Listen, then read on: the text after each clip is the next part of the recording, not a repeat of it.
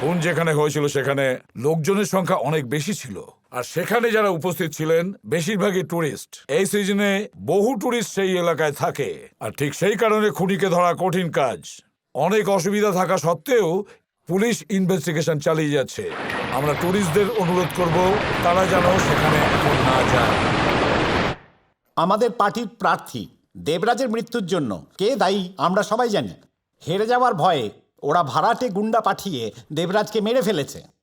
প্রকাশ্য দিবালোকে এতগুলো লোকের সামনে দেবরাজকে মেরে ফেললো। খুনি কোথা থেকে এলো আর কোথায় গেল কেউ জানে না, পুলিশও কিছু বলতে পারছে না। সবাই টাকা খেয়ে বসে আছে। ওরা এখনো খুনিকে ধরতে পারেনি, আর ধরার কোনো চেষ্টাও করছে না। সরকারে যারা আছে তারা এখন থেকে মারদাঙ্গা শুরু করেছে। ভোটে জেতার জন্য যা খুশি তাই করতে পারে। কর্মকর্তাদের কাছে অনুরোধ, আমাদের প্রার্থীকে মুখ্যমন্ত্রী বানানোর জন্য এখন থেকে চেষ্টা করুন, এতেই সবার মঙ্গল।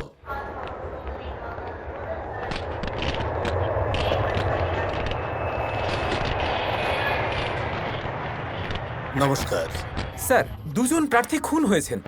জনগণ বলছে এতে নির্বাচন প্রক্রিয়া থমকে যাবে। আপনার বক্তব্য কি? প্রশ্নটা যেখানে রাজনীতির, সেখানে যদি কেউ অরাজকতা সৃষ্টি করতে চায় আমরা নিশ্চয়ই অ্যাকশন নেব। পুলিশের তদারকিতে নির্বাচন কমিশন এটাই চেষ্টা করবে যাতে শান্তিপূর্ণ এবং নিরপেক্ষ নির্বাচন হয়। প্রার্থীদের এভাবে খুন হওয়ার কারণে কি ইলেকশন মুলতবি করা হবে? কেন মুলতবি করবে? কারণ নাম প্রত্যাহার করবার দিন এখনো পার হয়ে যায়নি। সব পার্টি তাদের ইচ্ছে মতো ক্যান্ডিডেট পাল্টাতে পারে। নির্বাচন 10ই মেই হবে। স্যার, এই খুনের কারণে কোনো সমস্যা দেখা এই প্রশ্নের উত্তর তো পুলিশ কমিশনার দেবেন। ইলেকশন কমিশনার এর উত্তর কি করে দেবে? আমাদের কিন্তু দায়িত্ব নিয়ে কাজ করতে হবে। Please come in. Please take your seat. Thank you sir. জানেন নিশ্চয়ই এবারের প্রার্থী শম্ভুলাল বাবু খুন হয়েছেন। সেই খুনের ডিটেলস এই ফাইলে আছে, আর এই ফাইলে খুন হওয়া আর এক প্রার্থী দেবরাজের ডিটেলস আছে। প্রথম খুনের পর আমাদের ডিপার্টমেন্ট ভেবেছিল তাতে অপোজিশন পার্টির হাত আছে। ওখানে এসআইও এটাই বলেছিলেন, কিন্তু দুদিন বাদে আর একটা খুন হলো। উনি আবার অপোজিশন পার্টির প্রার্থী। আমার মনে হচ্ছে গন্ডগোলটা অন্য কোথাও। অবশ্য আমি দুজন ইনভেস্টিগেটিং অফিসারকে বলেছি সমস্ত তথ্য খতিয়ে দেখে রিপোর্ট যেন আপনাকে পাঠায়। You must follow up the case and keep me informed, okay? Alright sir.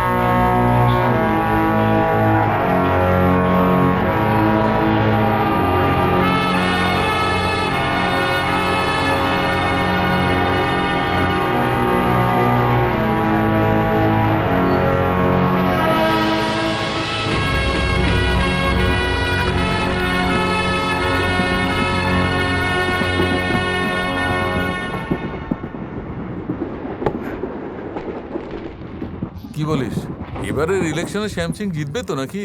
এর নাম তো কোনোদিনও শুনিনি। আরে সেই শ্যামসিং যে কৃষ্ণ সেজে বাঁশি বাজিয়ে প্রচার করে। আরে ওর কথা বলছে? ওই নির্বাচনে জিতবে তাতে কোনো সন্দেহ নেই, কিন্তু ও ভীষণ কিপ্টে। একটা ভোটের জন্য আপনি 1000 টাকা দিচ্ছেন, কিন্তু ও একটা পয়সাও দেবে না। যদিও হেরে যায় তাহলে আমাকে একটা ভালো পোস্ট দেবেন তো? ঠিক আছে, চেষ্টা করব। স্যার, সময় হয়ে গেছে, পরে স্টেশনও আসছে। ও যাক, তোমরা গিয়ে শুয়ে পড়ো, সকালে কথা হবে। আচ্ছা, আসছি। নমস্কার।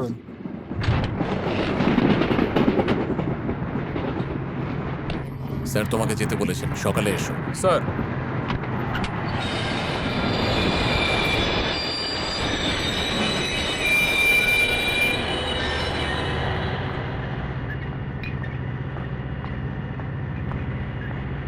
তাড়াতাড়ি এসো। ঠিক আছে স্যার।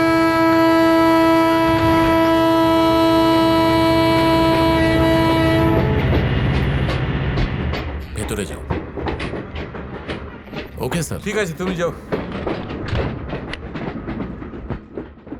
বসো। নাম কি? এই কি চিনতে পারছেন না?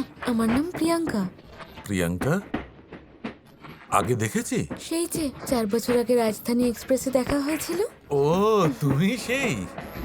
কতদিন দেখিনি তোমার। কিভাবে আর মনে থাকবে? আপনি তো প্রতিদিন নতুন নতুন মেয়েদের সাথে, বুঝতে পারছেন তো কি বলছি? ধ্যাৎ, আগে একটু বুকে তো।